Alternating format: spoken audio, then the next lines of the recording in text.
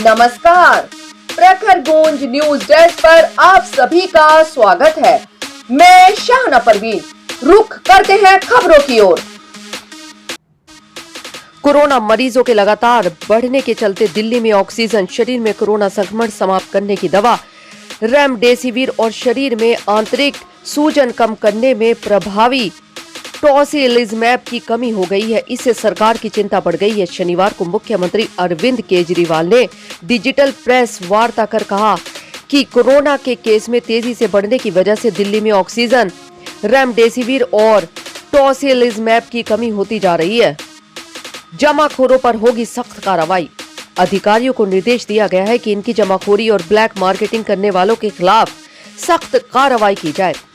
इसके साथ ही सीएम ने केंद्रीय स्वास्थ्य मंत्री डॉक्टर हर्षवर्धन से फोन पर ऑक्सीजन, रेमडेसिविर और टोसिलिजुमैब उपलब्ध कराने और बेड बढ़ाने की मांग की है। सीएम ने केंद्रीय स्वास्थ्य मंत्री से कहा है कि दिल्ली के अंदर बड़ी संख्या में बेड की कमी हो रही है। तीसरी लहर के वक्त केंद्र ने कराया था बेड मुहैया। नवंबर के समय तीसरी लहर में केंद्र सरकार ने 4100 बेड मुहैया कराए थे। यह लहर पिछले से 3 गुना अधिक खतरनाक है, मगर इस वक्त केंद्र ने अपने अस्पतालों में केवल 1800 के करीब बेड दिए हैं।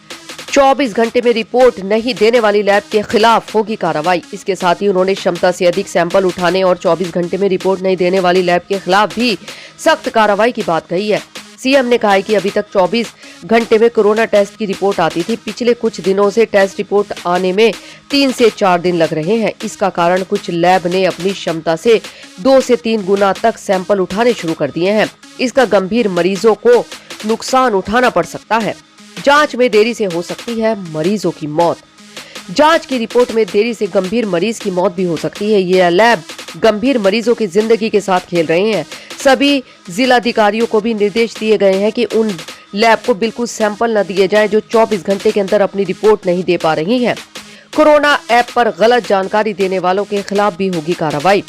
कोरोना ऐप पर गलत जानकारी देने और उपलब्ध होने के बावजूद बेड नहीं देने वाले अस्पतालों के खिलाफ भी अब कड़ी कार्रवाई होगी। मुख्यमंत्री ने कहा है कि यह ऐप हम नहीं चलाते हैं। इस ऐप का पासवर्ड सभी अस्पतालों को दिया हुआ है। अस्पताल वाले खुद उसमें डाटा भरते हैं। कोरोना की स्थिति और गंभीर हुई है तो और भी कड़े कदम उठाएंगे। सीएम ने कहा है कि कोरोना से निपटने के लिए हमें मजबूरी में यह वीकेंड कर्फ्यू लगाना पड़ा है। अगर स्थिति और गंभीर होती है तो उसको नियंत्रित करने और लोगों की जिंदगी को बचाने के लिए और भी कड़े कदम उठाए जाएंगे। कोरोना को लेकर सीएम ने शनिवार को पहले सरकार के वरिष्ठ नौकरशाहों से बात की। इसके बाद सभी जिलाधिकारियों से बात की और जरूरी दिशा निर्देश दिए। इसके बाद सीएम ने कहा है कि दिल्ली में भी कोरोना बहुत तेजी से फैल रहा है।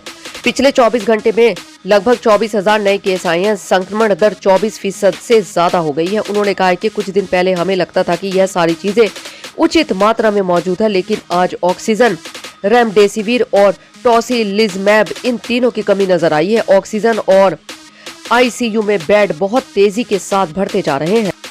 धन्यवाद। समाचार के बारे में आप अपनी राय कमेंट बॉक्स में जरूर बताएं।